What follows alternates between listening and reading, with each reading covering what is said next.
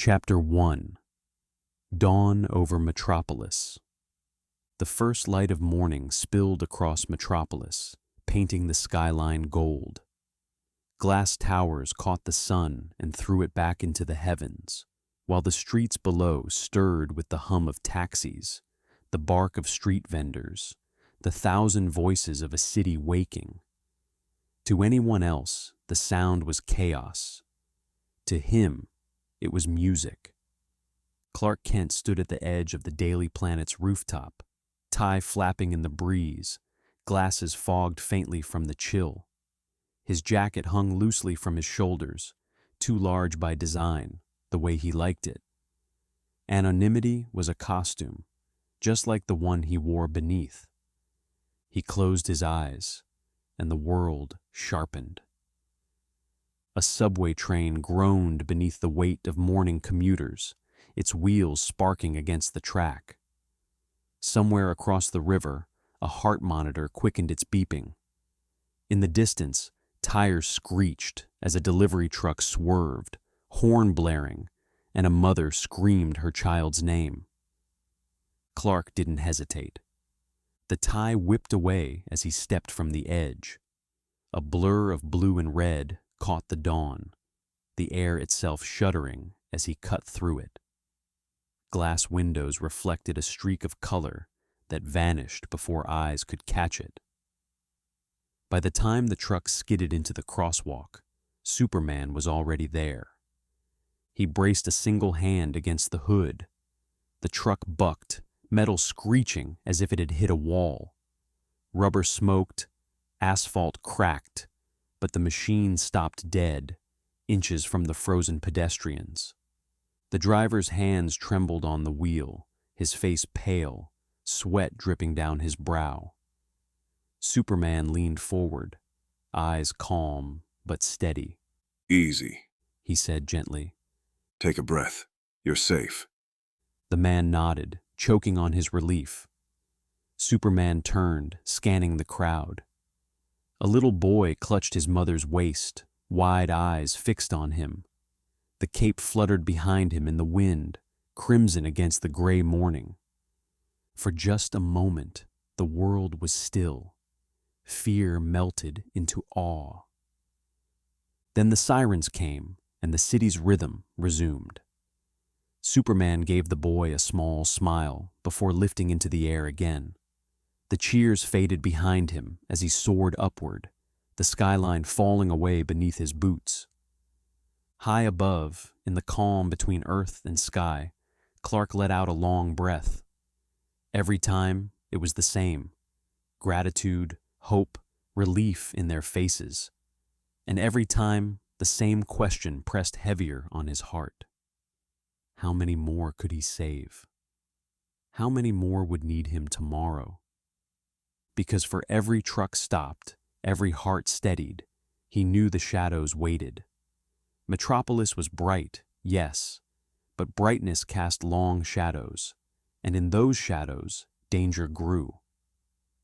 As the sun climbed higher, Superman hovered above the city, cape drifting on the breeze, a lone figure holding the weight of the world on his shoulders. And yet, he smiled. Because as long as he could hear the heartbeat of Metropolis, as long as he could feel the rush of the wind across his face, he knew his purpose. Hope. Always hope.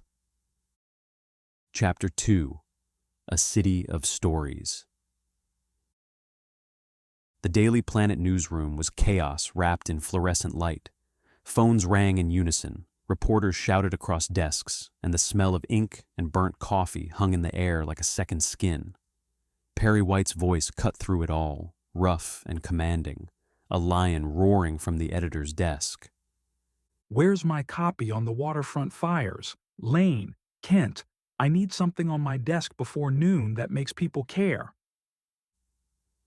Clark adjusted his glasses, slipping quietly into his seat. The desk was cluttered with notepads scrawled in his looping handwriting, stacks of articles on community meetings, local heroes, unsung kindnesses. He believed every story mattered, but they rarely made the front page. Not when Superman was out there, saving planes, catching meteors, pulling whole cities back from the brink. Clark, Lois Lane's voice broke his thoughts. She dropped into the chair across from him, tossing a manila folder on his desk.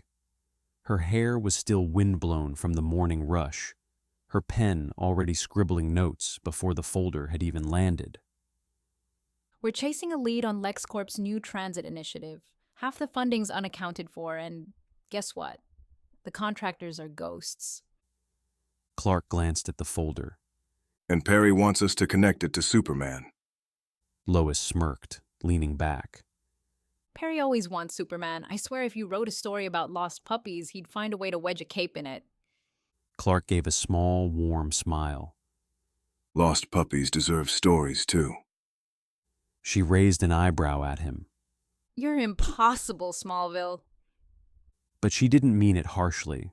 That was Lois, sharp edges wrapped around a heart that never stopped beating for the truth. Clark flipped open the folder. Inside were blueprints, financial reports, photographs of construction sites. The kind of paper trail that looked clean at first glance, but Lois's instincts, and Clark's, told another story. Lex is hiding something. Lois said. The question is what and why. Before Clark could reply, Perry stormed over, slamming a rolled-up newspaper onto his desk. The headline screamed across the page, "Superman saves city again, but at what cost?" Luthor's already planting seeds. Perry growled. Public opinion's shifting, and fast. You two better dig something up that shows who's really pulling strings in this town. Lois snatched the paper, eyes narrowing. So, we prove the story's a sham! Classic Lex smear campaign. But Clark barely heard her. The photo beneath the headline caught his eye. It was him, cape snapping in the wind, eyes focused, carrying a collapsing bus out of harm's way. The camera had frozen him mid-flight, a figure of awe, of power. To the world, it was a symbol, but to him, it was a burden. Every picture, every headline, reminded him of the same truth. He wasn't just Clark Kent from Smallville. He was something more, something alien, and the city could turn on him just as quickly as it cheered him. Lois jabbed a finger at him. Don't tell me you're buying this garbage! Clark blinked, pulling himself back. Number. Sometimes I wonder if they're right. If I'm helping them stand taller, or if I'm keeping them from learning how. For a moment, Lois softened, her voice dropping just enough that only he could hear. Clark, if you weren't here, this city would have burned 100 times over. Don't let Lex make you doubt that. He nodded, but the weight didn't lift. The newsroom roared around them, the heartbeat of Metropolis pounding through typewriters and phones. Clark closed the folder and adjusted his glasses again, retreating into the disguise that let him breathe. Then let's find the truth. He said quietly. Before someone else writes the story for us. Outside, the city gleamed in the morning sun, but Clark could hear it, the distant rumble of something coming. A story bigger than headlines, a test greater than any battle. Metropolis didn't know it yet, but its future was about to be written. Chapter 3. Lex Luthor's Challenge. The Metropolis Grand Hotel gleamed like a crown jewel against the night. Crystal chandeliers spilled golden light across marble floors, and every table sparkled with silver and champagne. It was the kind of spectacle Lex Luthor loved, not because he enjoyed the parties, but because they gave him a stage. Clark Kent stood near the back of the ballroom, his glasses fogging faintly in the humid press of tuxedos and gowns.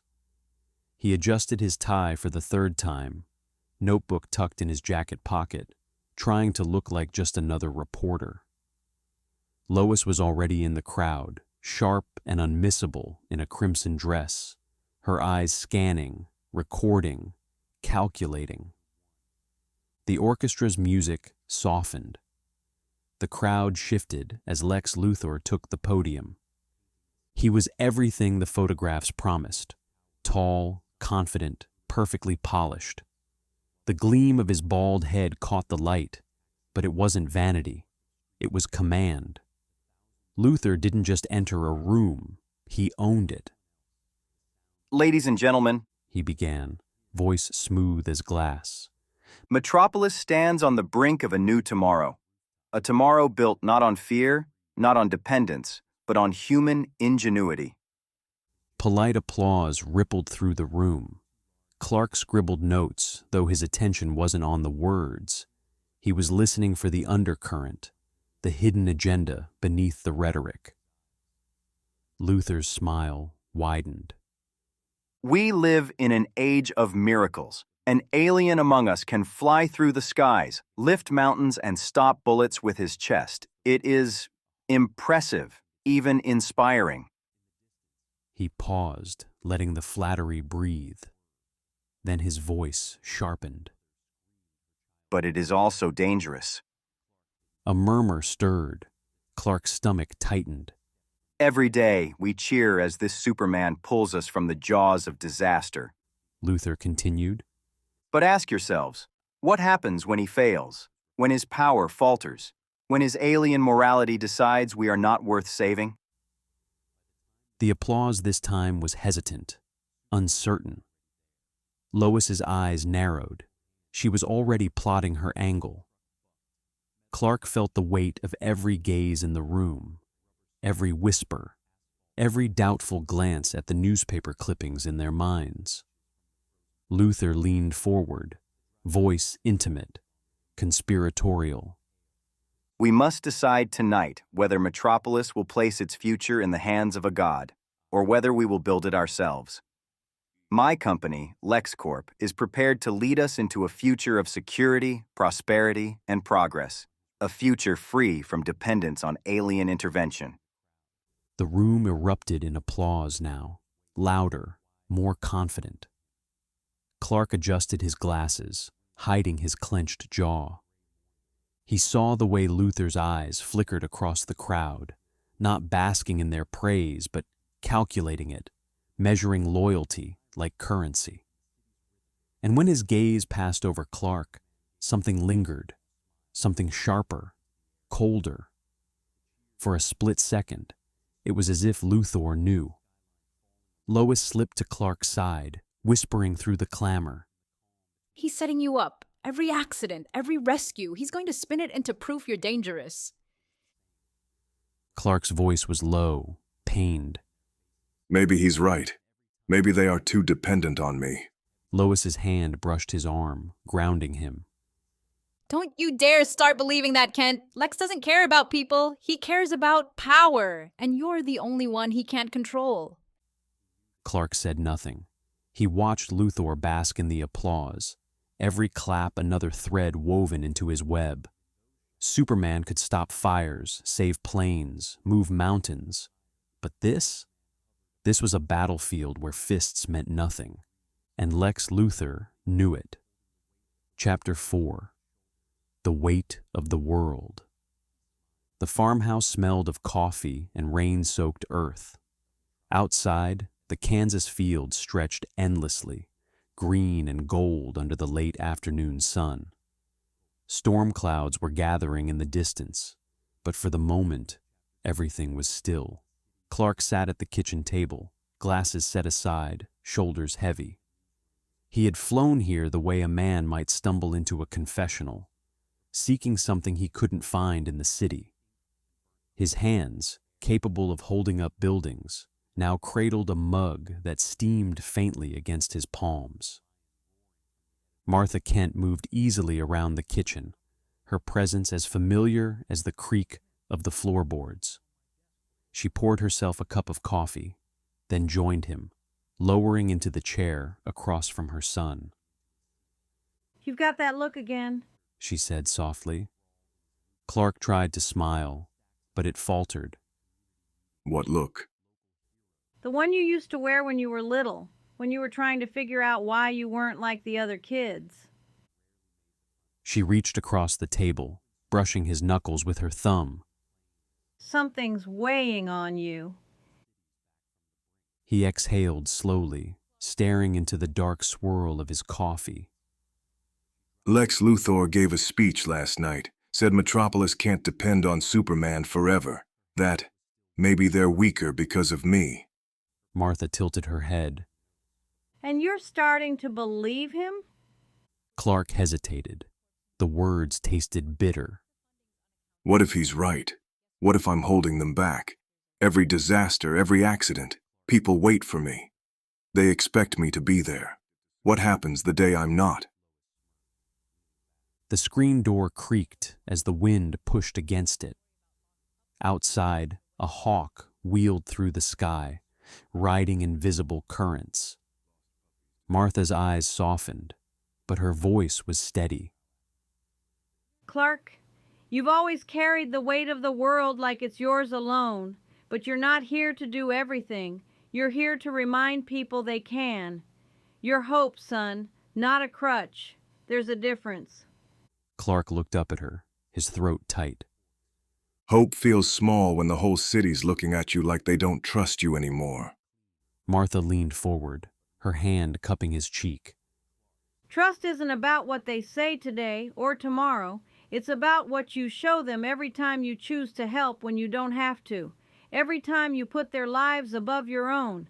That's not weakness, Clark. That's strength. The silence stretched, broken only by the ticking clock on the wall. Clark's chest eased just a little. His mother's words were simple, but they cut through the noise in a way even the clearest skies couldn't. Martha smiled faintly, her thumb brushing away the crease in his brow.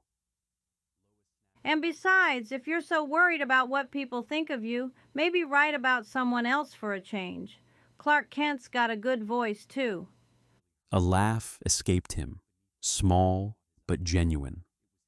He slid his glasses back on, the familiar disguise settling over his features. The storm outside finally broke, rain tapping against the windows, soft and steady. Clark stood, kissed his mother's forehead, and whispered, Thank you. She patted his arm, the way she had since he was a boy. Go on, then. Metropolis needs you. But don't forget, you're needed here, too. Clark stepped out onto the porch, the rain cool against his face. He lifted into the sky slowly, not in the blur of a rescue, but in the quiet rise of a man reminded of who he was. The farm shrank below him, the storm rolled beneath him, and ahead, the glow of Metropolis called. The weight hadn't vanished, but it felt lighter now, not because the world was less heavy, but because he remembered he wasn't carrying it alone. Chapter 5. The Sabotage. The new monorail gleamed like a silver vein threading through Metropolis. LexCorp had poured millions into the system, calling it the future of urban transit. Fast, efficient, safe. Billboards stretched across the city, proclaiming, "A better tomorrow, today," in bold letters above Luthor's confident smile. It was rush hour when the system failed. Clark heard it first in the Daily Planet newsroom. The faint shriek of twisting metal, carried on frequencies no human ear could catch, ripped across the city like a scream. He was already on his feet before Lois realized he'd moved. Clark! She called, but his desk chair spun empty. High above the skyline, Superman cut through the clouds like a bolt of blue and red lightning. His eyes locked on the monorail car as it swayed violently above 44th Street, sparks spraying from a crippled support beam. Glass shattered as passengers clung to seats and each other, their panic rising in a chorus of voices that pierced his chest. He reached the track in seconds. The beam groaned, ready to give. Superman braced himself beneath the car as it lurched, his hands pressing up against the trembling weight. The entire structure shuddered, steel shrieking in protest, but it held. Inside, children cried. A man shouted into a dead cell phone. A woman clutched her briefcase as if it were a lifeline. Superman's voice cut through the chaos, firm but calm. You're safe. I've got you. The car steadied, but the beam above cracked again, jagged fissures racing across the metal. He shifted, pushing upward with his shoulders, muscles locking against the inevitable collapse. Slowly, carefully, he lowered the car toward the street below. The pavement buckled as the weight met ground, glass raining around him in harmless shards. When the car finally settled, cheers erupted from the crowd. A little girl pressed her hands to the window, her face streaked with tears, but lit with awe. Superman smiled faintly, raising a hand in reassurance. But then he heard it, the click of cameras, the frantic voices of reporters already spinning the story.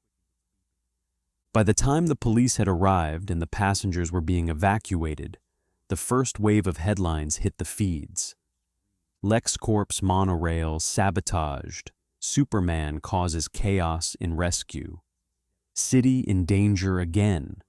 Is Superman part of the problem? Superman's jaw tightened.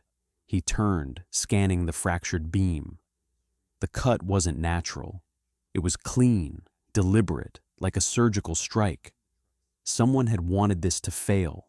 Someone had wanted a spectacle. And Lex Luthor was already at the podium. That evening, every screen in Metropolis carried his face. Calm, sympathetic, disappointed. My friends, Luthor said, his voice carrying like a sermon. today's tragedy reminds us of a terrible truth. Even our brightest futures can be endangered by forces beyond our control. Superman acted, yes. But ask yourselves, did he save the monorail, or did his intervention create further destruction? The footage played behind him, sparks flying, steel collapsing, Superman lowering the car amidst a rain of debris. The panic, the fear, the headlines matched the image, even if the truth did not. We cannot rely on one man, one alien, to be our safeguard. Metropolis must be built on human strength, human innovation, human will. Only then can we truly be safe. The applause was thunderous.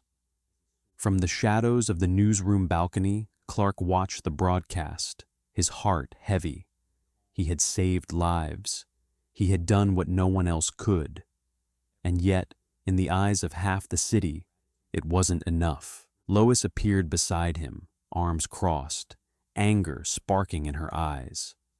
He staged it. He had to. This is too neat, too perfect. Clark adjusted his glasses, swallowing the ache in his throat. If it was sabotage, then there'll be proof. Then we'll find it, Lois said fiercely. Clark nodded, but deep inside, the question gnawed at him.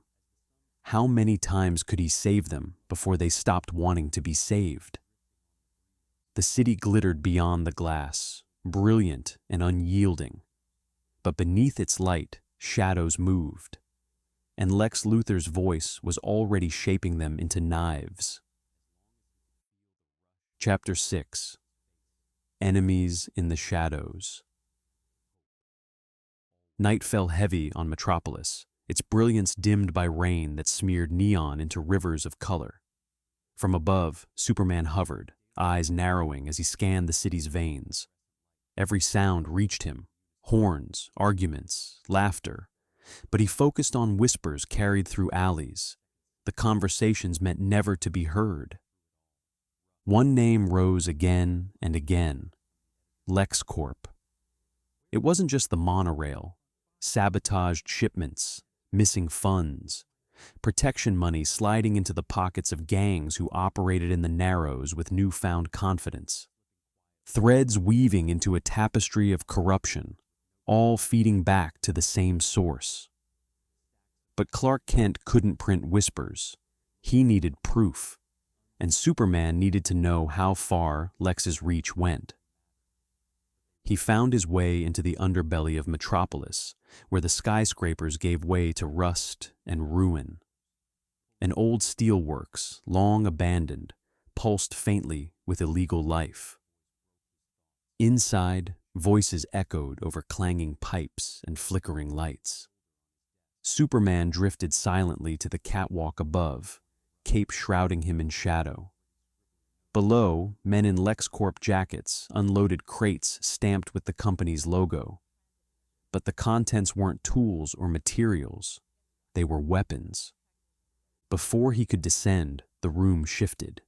The air thinned, and a figure stepped from the darkness, lean and hungry-eyed.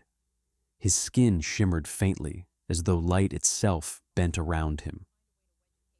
Superman, the man said, with a crooked grin. Lex sends his regards. Parasite. In an instant, he lunged. Superman met him head-on, fists colliding with flesh that absorbed the impact. The strength bled from his arm as Parasite's grin widened. Feels good. Parasite hissed, feeding off him. Stronger already. Superman staggered back, heat vision sparking but faltering.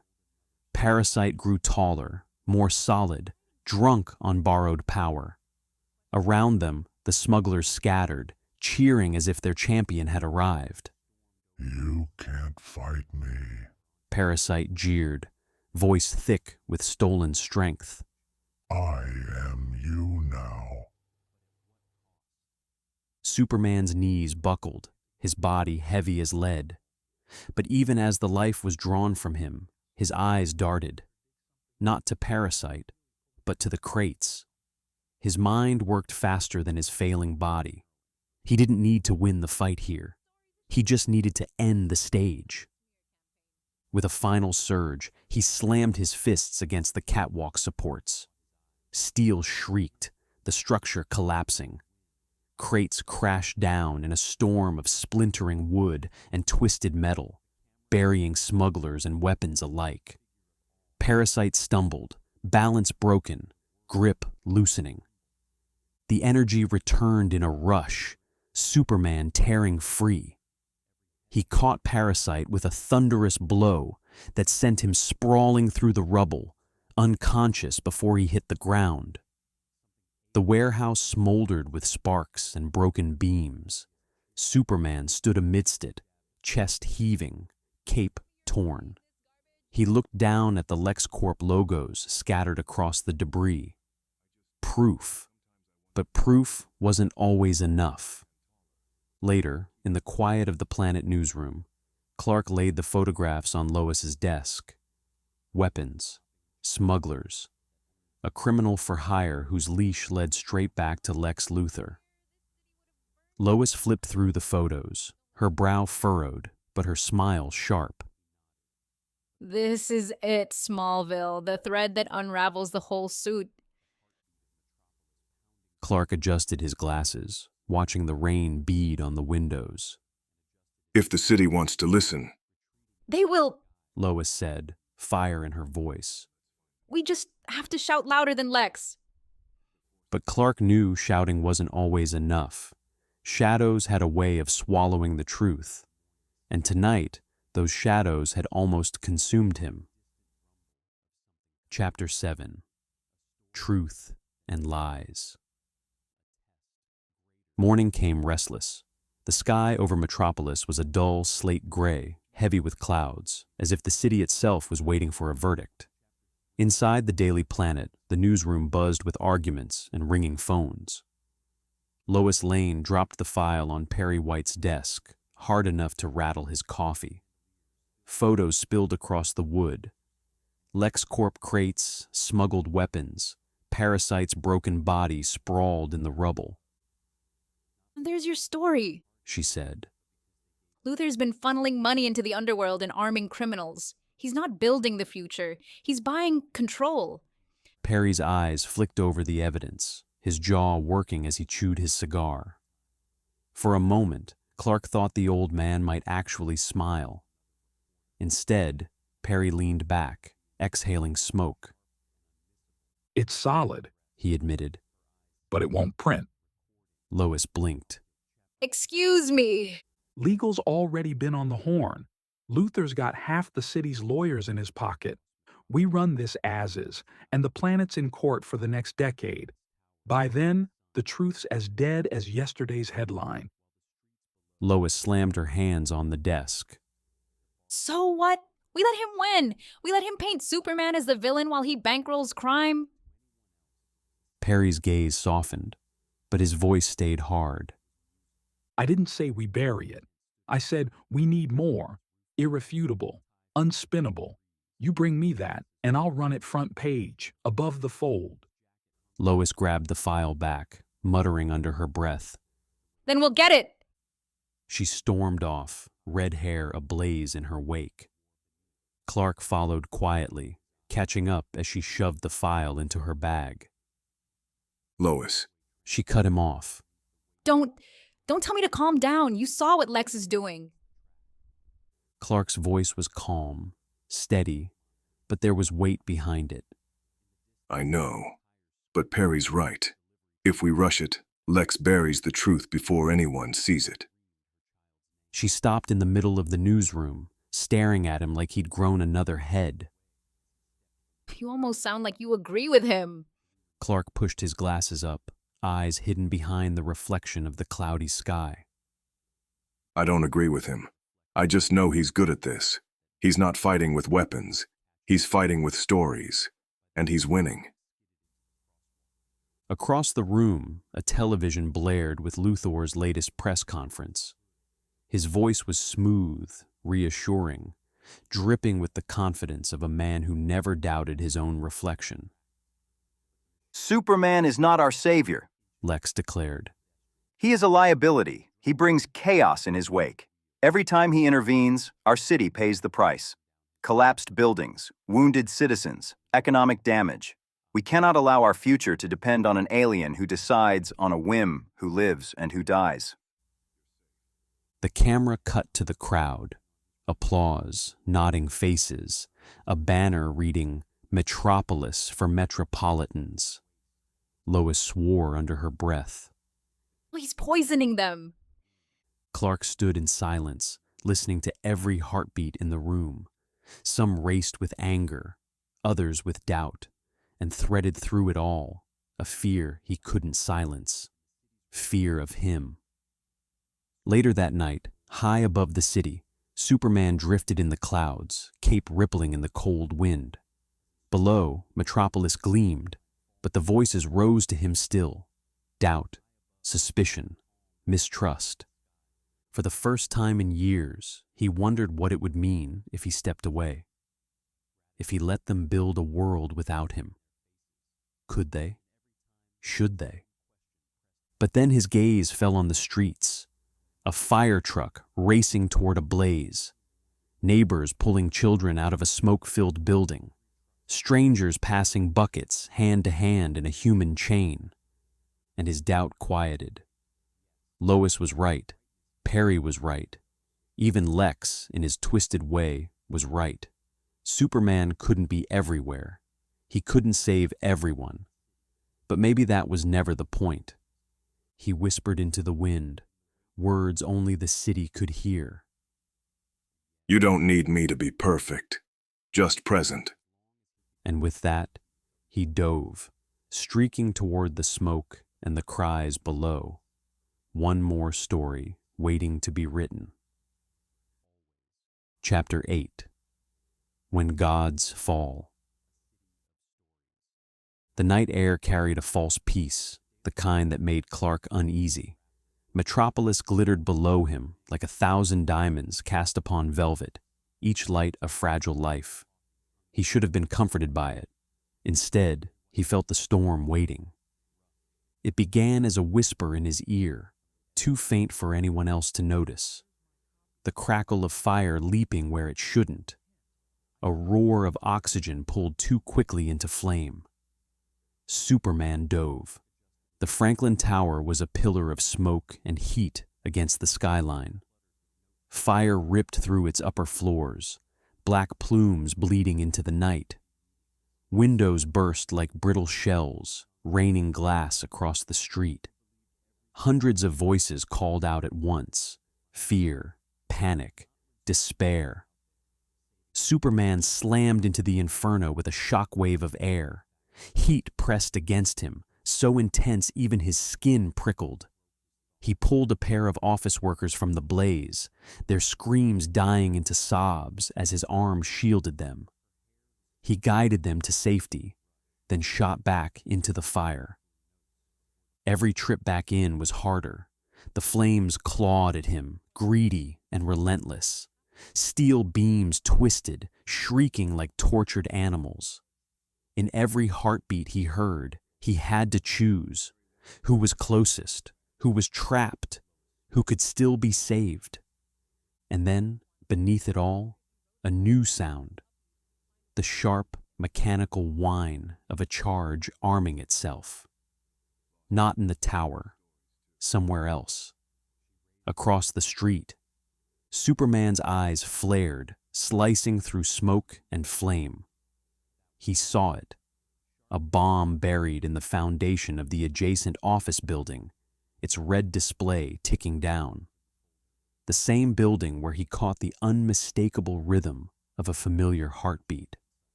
Lois. His pulse faltered. For a second, a single torturous second, he froze. The voice came then, cold and triumphant, spilling from hidden speakers wired into the street. Lex Luthor. Superman, the god on trial. Tonight Metropolis will see what you really are. Not their savior, not their protector. Just another man, forced to choose. Will you save your precious Lois Lane, or the tower full of strangers? Which matters more to an alien wearing a mask of humanity? The seconds bled away. Superman's chest heaved, the weight pressing down harder than any collapsing building. His mind split in two. Lois, his anchor, the heartbeat he never lost in the noise, and the hundreds trapped above him, their cries tangling together in one desperate plea. He shut his eyes. He didn't have the luxury of choice. Not really. With a roar, he launched himself upward, shoulders slamming against the collapsing roof of the Franklin Tower. Steel groaned, threatening to tear free. He held it aloft with his body, every sinew burning, the air itself vibrating with strain. He forced the debris upward, giving the civilians below just enough time to escape. Go! He shouted, his voice carrying even through the storm of fire. Move! One by one, they staggered out, coughing, choking, crying, as he shielded them from falling beams. A mother clutching her child, a man half dragging, half carrying his co-worker. Every face seared into Superman's mind, each one a reason he couldn't let go. The last family stumbled free, and in that instant, the roof buckled completely. Superman hurled the mass of steel and concrete skyward, muscles screaming. It exploded in the night like fireworks, raining debris harmlessly into the river beyond. Cheers erupted from the crowd below. They had seen him save them. They had seen him do the impossible. But Lois, he tore across the street, faster than thought, bursting through the collapsing office complex. The air was thick with dust, concrete choking every breath. He found her pinned beneath a beam, her hair streaked with ash, her face pale but defiant. Clark, She coughed, the word almost swallowed by rubble. He crushed the beam in his hands, tossing it aside like tinder. He lifted her gently, cradling her as though she might break. Relief surged through him, so sharp it almost brought him to his knees. You always take your time. She rasped, her lips curling faintly despite the smoke. He held her close, heart hammering. I had to make sure they were safe first. Her eyes softened, shining even through tears. That's why you'll always be better than him. But Lex's voice returned, venomous and gloating, now carried live across every screen, every radio, every feed in the city. Metropolis, you saw it with your own eyes. Superman couldn't save them all. He chose, and next time, it may not be you he chooses. Is this what we want? A God whose love is selective, whose mercy is finite? Or will we stand as humans, proud and strong, building our future with our own hands? The broadcast rolled footage of the chaos. Buildings collapsing, civilians screaming, Superman dragging Lois from the rubble. A single image burned across every screen. Superman with one woman in his arms, while flames consumed the city behind him. The cheers died. Doubt rose. The city's awe cracked, fear seeping through. Above the ruins, Superman hovered with Lois against his chest, the storm of voices climbing toward him. For the first time since he donned the cape, he felt something heavier than any building he'd lifted. The weight of mistrust. High in his tower, Lex Luthor watched the feeds, a smile ghosting his lips. He hadn't needed Kryptonite or armies. He'd needed only one thing, the truth twisted into a blade. And tonight, Superman had bled. Chapter 9. The Breaking Point. The world moved on without him. Clark stood alone in his apartment, lights off, the only glow coming from the muted television. The news looped the Franklin Tower disaster on every channel. Footage slowed and replayed. Superman straining beneath collapsing steel, the tower shuddering, the moment he carried Lois from the rubble. The anchor's voice was calm, practiced, but the undercurrent was poison. While Superman saved lives, critics ask, at what cost? Was the alien hero's judgment compromised by his personal ties? Can Metropolis afford to place its trust in one man's choice? Choice. The word cut deeper each time it was spoken. Clark turned away, but he could still hear the questions. He could always hear them, through walls, through streets, through the city itself, the voices of fear, the murmurs of doubt. He chose her over us. What happens next time? What if Luthor's right? His hand shook as he gripped the counter. These were the same people he'd sworn to protect, the same people who had cheered him when he first appeared in the skies above Metropolis. Their awe had felt like sunlight. Now it was ash. A knock at the door broke the silence. Lois. She didn't wait for him to answer. The door swung open and she stepped inside, her voice cutting through the gloom. You can't hide from this, Clark. He didn't turn to face her. Maybe I should. Maybe they'd be safer without me. Don't you dare! She strode closer, the fire in her eyes dimmed only by the bruises still fading on her skin. You think Lex wins because he made you doubt yourself? He wins if you disappear. Clark's voice cracked, softer than he intended. Lois, I can hear them, all of them.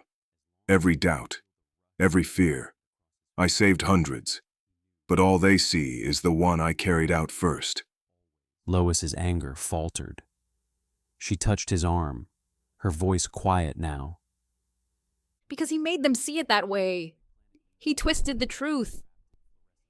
You didn't choose me over them. You saved both, and you'll keep saving them no matter what they believe. He finally met her gaze, glasses removed, his eyes raw and tired. But what if one day I can't? What if I fail? She smiled, gentle but fierce. Then you'll try again. That's what makes you human, Clark. Not that you're perfect, but that you keep going even when it hurts. Her words lingered long after she left. Still, doubt gnawed at him. Later, unable to sleep, he wandered the city as Clark Kent. The streets were quieter at night, the neon buzzing against puddles left by the day's storm. He blended easily into the crowd, another face lost in the hum of Metropolis. On 9th Avenue, he stopped.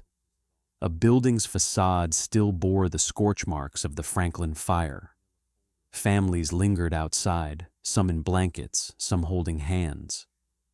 Clark listened. A child clutched a stuffed bear, whispering, "Superman saved me. His father nodded, eyes red. He saved us all." Nearby, a woman spoke softly to her neighbor.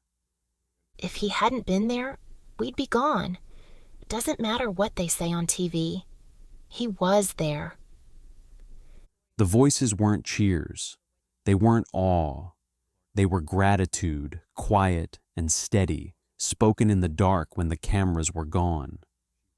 And Clark realized something. Luthor could shape headlines. He could twist footage. But he couldn't touch the truth that lived in the hearts of the people who had looked Superman in the eyes and been pulled from the fire. Their trust wasn't loud, but it was real.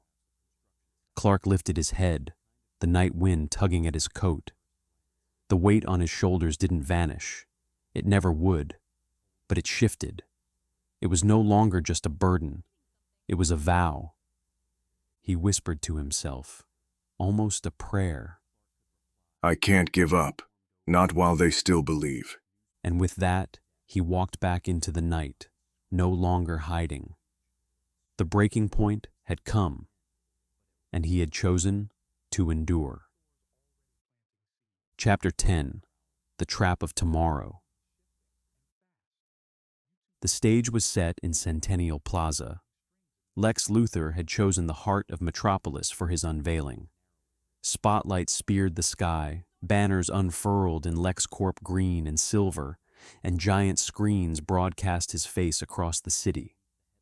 Crowds packed shoulder to shoulder, some curious, some doubtful, many eager to hear the man who had become their loudest voice against Superman. Clark Kent stood in the press pen, notebook in hand, glasses fogged faintly by the humid night air. Lois was beside him, jaw tight, pen tapping against her clipboard in restless irritation. Whatever he's selling, She muttered. it's not for the people. Clark said nothing. He could feel it, the anticipation, the hum of the crowd, the way every heartbeat pulsed in rhythm with Lex's presence. The man himself stepped onto the podium, immaculately dressed, a smile practiced to perfection. He raised his hands, and the crowd hushed as though commanded. Metropolis. Luthor began, his voice smooth as silk. For too long, we have looked to the sky for salvation. For too long, we have depended on a single figure, an alien who claims to protect us. But the events of Franklin Tower proved a painful truth. Superman cannot save us all. He will always choose. And who will he choose next time? You or someone else? Murmurs rippled. Clark's jaw tightened. But tonight, Lex continued. marks the beginning of a new tomorrow. A tomorrow where humanity takes its destiny back into its own hands. Behold, LexCorp's answer to the so-called Man of Steel. The ground shook as massive panels slid open at the plaza's edge. From within rose a figure of steel and circuitry, towering, angular, gleaming in the floodlights. A mechanized warsuit, painted in LexCorp's green and purple. Its chest glowed with a pulsing core, and its fists clenched with hydraulic menace. Gasps cut through the crowd. Some cheered, others recoiled. This Lex declared. is the LexCorp Aegis, powered by human ingenuity, designed to defend Metropolis against any threat, alien or otherwise. With this, we no longer need to pray that Superman arrives in time. We will protect ourselves. Lois scribbled furiously, her lips pressed into a thin line. Aegis. She muttered. More like a weapon of intimidation. Clark said nothing. His pulse quickened as he looked at the glowing core. He could feel it gnawing at him, even from here. The sickening pull of Kryptonite. As if on cue, the warsuit's chest opened. From the cockpit, Lex Luthor himself stepped into view, clad in sleek armor that mirrored the machine's bulk. He smiled, raising his voice above the stunned crowd. Tonight, I stand before you not as a billionaire, not as a politician, but as a man. A man proving that humanity needs no God to survive. And if Superman dares to interfere again, let this be the answer he receives. The suit's eyes blazed to life. It raised one massive arm, and the ground shook as its fist slammed into the plaza, cracking stone. The crowd gasped, caught between awe and terror. Clark's ears caught the whispers. Incredible. Finally, someone standing up to him. Do we even need Superman anymore? The voices cut sharper than any blade. High above, clouds rolled across the moon. Clark's gaze lifted with them. Somewhere inside, Superman wanted to rise, to challenge Lex here and now. But the Kryptonite's glow burned even from this distance. And worse, he knew the truth. Lex wasn't just showing off a weapon. He was baiting a trap. Beside him, Lois whispered, He's daring you to fight him. If you do, you play right into his hands. Clark forced himself to breathe, to remain still. Superman would not rise tonight. Not yet. But he knew this much. The trap had been set, and sooner or later he would have to step into it.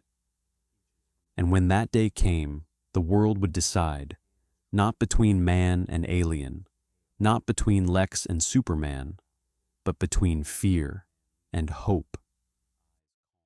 Chapter 11. Superman versus Lex Luthor. The fire at LexCorp's R&D campus raged high, clawing into the night sky. Flames licked the glass and steel, turning the plaza below into a sea of light and panic. Sirens wailed, their cries swallowed by the roar of destruction. Superman arrived in a blur, heat vision carving paths through the blaze, air from his lungs smothering flames. He was moving people out, ushering firefighters into the chaos, when the ground trembled, and Lex appeared. The Aegis warsuit thundered into the plaza on hydraulic legs, each step shaking the pavement. Metal plates gleamed green and purple under the glow of its pulsing kryptonite heart. From within the cockpit, Lex's amplified voice boomed, carrying across the square, carried across live broadcasts already streaming around the world. Here he is, the alien who would be our god, and here I stand, the man who will prove we need no gods. The crowd froze. Civilians stared up, caught between awe and dread. Some cheered, some whispered in fear. Superman floated above the plaza, cape snapping in the heat's updraft. His voice was firm, controlled. Lex, shut it down. There are people trapped inside. Lex laughed, bitter and theatrical. Always the savior, always the symbol. Tell me, Superman, how many times do you think they can rebuild the world you shatter in your rescues? The Aegis raised its arm. A beam of green energy lanced upward, striking Superman square in the chest. The kryptonite radiation seared his flesh, dragging him down. His breath caught, his muscles screamed, his flight faltered. The Aegis surged forward. Its first punch landed like thunder, hurling Superman across the plaza and into the side of the LexCorp tower. Glass cascaded, steel warped. The crowd screamed as Superman dragged himself free of the rubble. Lex's voice followed him, dripping venom. You see? He bleeds. He falters. He fails. And yet we entrust him with our lives. Superman roared, launching forward, fists colliding with the Aegis's armor. The impact shook the ground, sparks spraying as steel dented. Lex grunted inside, but his grin remained. He countered with a swipe that smashed Superman into the pavement, the kryptonite core blazing brighter with every blow. The fight spilled into the streets. They tore through avenues, shattering windows, toppling lampposts, scattering cars like toys. Superman fought to stay close, to drag the battle away from civilians, but Lex pressed every advantage, forcing him into populated areas. Cameras followed, broadcasting every collision, every scream. Look at them, Superman! Lex shouted as he hurled a taxi aside. Terrified of you! Terrified because they know the truth. I'm the answer. A man. A human. Not some alien masquerading as one of us. Superman staggered, his vision blurred by the kryptonite's gnawing burn. He heard the cries around him, children screaming, a mother calling for her son, the shuddering panic of thousands of hearts. He steadied himself. Not with power, with will. Superman seized the Aegis by its arm, straining against the hydraulics. Lex fought, servos screeching, but Superman lifted, forcing the massive suit upward, carrying it into the sky. They crashed through storm clouds, lightning crackling around them. Above the city, Lex's voice turned raw with fury. You think this makes you noble? You think carrying me higher makes you more than a man? You're not a god, you're a cage. Humanity will never rise while you hover above them. Superman's reply was quiet, resolute. I don't want them to kneel, Lex. I want them to stand. With a surge of strength, he twisted, driving the Aegis back down. They slammed into the Hudson, water exploding outward in a tidal wave. The shock wave shook bridges, sirens wailed, and for a moment the world held its breath. Underwater, Superman grappled with the suit, prying open armor plates as the kryptonite core pulsed inches from his chest. It burned through him, weakening him, his body screaming to stop. But he pushed harder, tearing at the reactor, until with one final wrench, he ripped it free. They burst from the river, Superman holding the sputtering core high above the city. He hurled it into the upper atmosphere, where it detonated in a silent flare, burning away harmlessly in space. The Aegis collapsed, inert, slamming into the plaza with a thunderous crash. Lex sat inside, armor cracked, chest heaving. His face was pale, but his eyes still burned with hate. You'll see, he spat, voice raw but still defiant. They'll never love you. They'll never trust you. You'll always be the outsider. And when they turn, you'll finally understand. I was right. Superman hovered above him, battered, scarred, water cascading from his shoulders. His chest rose and fell, every breath an effort. But his eyes were steady, his voice quiet, carrying not just to Lex, but to the city watching. I don't fight for their love. I don't fight for their trust. I fight for their lives. Every one of them. Always. The silence was deafening. The crowd didn't cheer. They didn't jeer. They simply watched. Watched the man who had nearly been broken, who had nearly fallen, but who still stood for them. And Superman rose back into the sky, leaving Lex broken in his machine. Chapter 12. The Last Hope. The city slept uneasily. Smoke still rose from the shattered plaza where the Aegis had fallen. Cranes already moved in, workers in hard hats picking through rubble, firefighters spraying down smoldering wreckage. Metropolis had seen battles before, but this one was different. It hadn't been alien invaders or monsters from the stars. It had been one of their own. Superman stood on the rooftop of the Daily Planet, cape stirring gently in the night wind. The great globe above the building loomed beside him, battered but still unbroken, like the city itself. He looked down on the streets. Families walked home with weary steps, their conversations hushed. Some cast wary glances skyward, still uncertain of him. Others carried children who clutched toy capes, too young to understand the doubts of their parents. He listened, quietly, to the chorus of voices below. He saved us. But look at the damage. Would Lex have done the same? Don't be stupid. Lex only cares about himself. Still, Superman couldn't save everyone. Every voice was a weight, pressing on him, reminding him that no matter how hard he fought, perfection would always be out of reach. Behind him, the rooftop door creaked open. Clark Kent emerged into the glow of the city. Lois Lane stepped out first, her hair windswept, her eyes tired but steady. She stood beside him, looking out across the skyline. They'll argue, She said softly. they'll doubt. That's what people do. But when the fire starts, when the walls fall, you'll be there.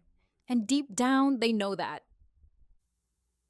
Clark didn't answer immediately. His eyes lingered on the horizon, where dawn's first light touched the edges of the sky. I don't want them to need me, Lois. I want them to believe they can stand without me. She turned to him, her voice quiet but sharp. And they can. But that doesn't mean you walk away. Hope isn't about replacing their strength. It's about reminding them it's there. He smiled faintly, small but real. Lois always had a way of cutting through the fog. The sun broke the horizon then, spilling light across Metropolis, washing the city in gold. For a moment, the scars of the night softened, bathed in warmth. The world looked new again. Clark closed his eyes, letting the warmth settle on his face. When he opened them, Superman was already there, cape blazing crimson in the sunrise. He lifted into the air, the city sprawling beneath him. He carried their doubts. He carried their fears. But he carried their hopes too, and that was enough. Because he was not their God, not their ruler.